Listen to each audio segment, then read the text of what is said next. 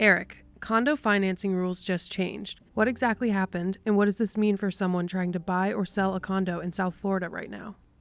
Yeah, that's a great question. And that's actually a really important change, especially here in South Florida where we have so many condos.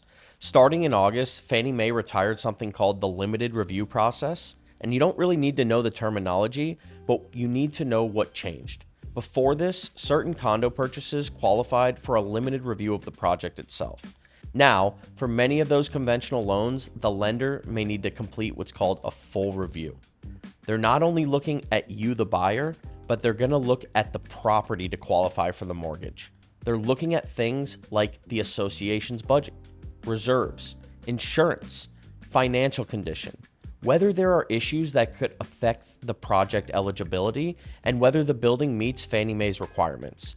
This becomes a big issue for sellers and buyers. You could have a beautiful condo, great unit, great view, great location, and you find a buyer who loves it.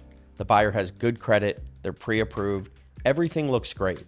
But now the building itself can become a bigger part of whether that buyer actually can get financing. That's something condo sellers need to understand, because if there are problems with the association's finances, inadequate insurance, critical repairs, litigation, or other issues, those things can create financing problems, even though there is nothing necessarily wrong with your unit. And there's another change coming. Beginning in 2027 for condo loans, Fannie Mae's replacement reserve funding expectation is increasing. It's going from 10% to 15%.